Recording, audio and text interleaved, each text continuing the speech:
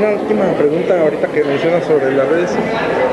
¿Consideras que haya algún puente entre la antigua o la Guerra Sucia, por ejemplo, del 68, que incluso cobró vidas de estudiantes, con los sucesos que vienen pasando a través de redes con los jóvenes que han estado últimamente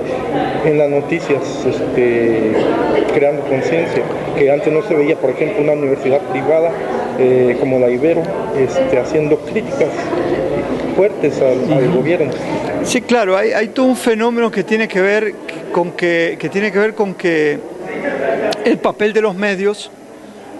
es la población, sectores de población, por suerte cada vez más amplios, comienzan a darse cuenta de cómo funcionan los mecanismos de la dominación, cómo los medios son los reproductores de la ideología dominante y reproducen pues no solo el pensamiento del gran capital, que también se vulgariza a través de la escuela y de las iglesias, del púlpito, sino que esos medios hoy tienen, en el caso mexicano, por ejemplo, pensemos en las familias dueñas de TV Azteca, ¿cómo se llama? Salinas Pliego, o en el de Televisa, Azcárraga Gallín. Ya estas dos familias que antes se agrupaban, digamos, bajo el presidencialismo mexicano,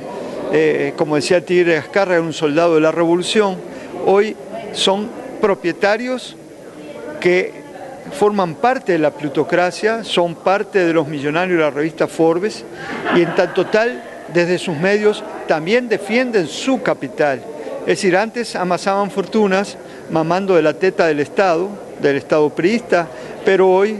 a partir de Zedillo y sobre todo con Fox y con Calderón, el presidencialismo mexicano devino en una administración de los intereses del gran capital. Es decir, hasta Salinas de Gortari había un presidencialismo fuerte, aunque estuviera en crisis, pero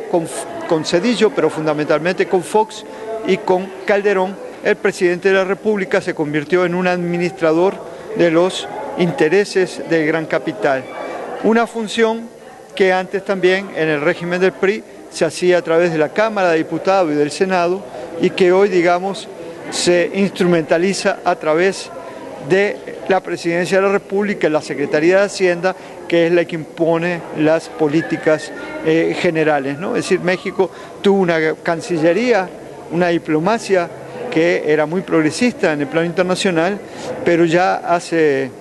3 sexenios que la diplomacia de Tlatelolco desapareció, y hoy quien maneja la política internacional de México es la Secretaría de Hacienda, pero en realidad no es la Secretaría de Hacienda, porque todas las políticas vienen del Banco Mundial, del Fondo Monetario Internacional, del Banco Interamericano de Desarrollo, que actúan como perros guardianes del Tesoro de Estados Unidos. Es decir, que la clase política mexicana, empezando por el presidente de la República y los dos partidos grandes, el PRI y el PAN, y también sectores del PRD, lo que hacen es tratar de mantener y profundizar el statu quo en clave de globalización o mundialización de la economía, que son las políticas neoliberales que establecieron el pensamiento único neoliberal en los años 90, y esto, claro, ha generado reacciones. Primero aquí en México en el 94, el zapatismo trata de romper esa noche negra neoliberal, pero también en la cordillera de los Andes, el campesinado indígena, como en Brasil, el campesinado, logran, digamos, renovar las luchas sociales de nuevo tipo, y bueno, y se forman redes solidarias, alternativas, altermundistas, y en nuestros días tenemos que justamente en una fase electoral en México, en vísperas, digamos, de unos comicios presidenciales, la falta de credibilidad de los grandes medios electrónicos, particularmente Televisa, TV Azteca, hacen que estudiantes de las escuelas privadas, de las universidades privadas, como el caso de la Ibero, salgan a protestar contra, justamente defendiendo la libertad de expresión, la libertad de pensamiento, y contra la manipulación mediática. Y bueno, estamos asistiendo los últimos 20 días, casi un mes, a partir de esa estancia, digamos, del candidato del sistema o de uno de los candidatos del sistema, el Ibero, a una suerte de revuelta callejera estudiantil contra la manipulación. Entonces creo que, bueno, comienzan a haber algunos cambios en la opinión pública, esta idea que es tan laxa, y surge justamente de las escuelas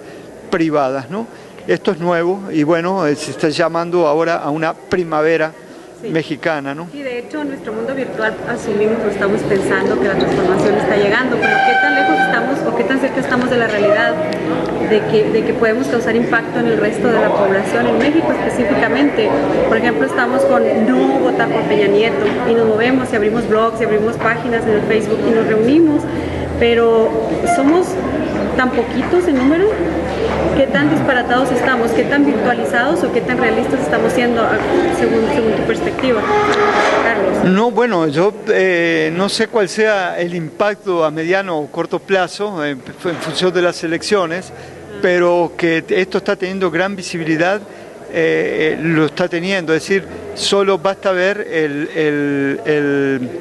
cambio, el giro que en una suerte de control de daños en automático ha hecho Televisa. Es decir, como nunca, Televisa, Televisión Milenio, la propia prensa escrita, programas radiales, como nunca están llamando, digamos, a los jóvenes a que vengan a explicarse. Claro, nosotros entendemos esto como una suerte de control de daños que intentan frenar el movimiento para recuperar después el viejo discurso a lo Maquiavelo, ¿no? Es decir, o a lo Lampedusa, cambiar parte del discurso para que todo quede como está, ¿no? Pero bueno, aquí de lo que se trata es de que estas redes virtuales y estas redes callejeras de estudiantes sigan profundizándose. Como dicen los propios estudiantes de la Ibero, era impensable que ellos marcharan juntos con estudiantes del Politécnico, con estudiantes de la UNAM, e incluso han aparecido del ITAM, han aparecido algunos estudiantes de la Náhuac. Es decir, estamos hablando de un sacudón, digamos, que, claro, desde el sistema van a tratar de absorberlo, de recuperarse de este golpe para que todo siga igual, es decir, para poder haciendo sus mismas prácticas. Pero es evidente que, aunque no se vea reflejado en las encuestas, que han caído justamente en la incredulidad, o ya la gente no cree las encuestas, porque es decir, las encuestas, ahora la gente parte de la base de que son arregladas, que son pagadas, pero bueno, no sabemos esto, qué impacto real va a tener las elecciones, aunque podemos pensar que, como ha sido una práctica corriente en México en el último cuarto de siglo, también el sistema sabe cómo trampear una elección, cómo hacer un fraude de Estado, o como previo a una elección generar un hecho político que tienda justamente a provocar en sectores de la población un voto del miedo. Lo hicieron cuando la elección de Zedillo, utilizando el zapatismo y a la huelga de la UNAM, y lo intentó hacer Calderón, las elecciones intermedias de 2009, antes, al elaborar la matriz de opinión AMLO, López Obrador, un peligro para México, se propició justamente el voto del miedo y luego lo utilizó en las elecciones intermedias de 2009 contra el PRI, asimilando a los candidatos y a los políticos del PRI al narcotráfico y al crimen organizado. Entonces, en este mes de junio que comienza y que es el mes previo a los comicios, posiblemente veamos, digamos, que se impongan nuevas matrices de opinión en clave de vincular, como ya ocurre, a Yarrington, él es gobernador de Tamaulipas, a Moreira en Coahuila,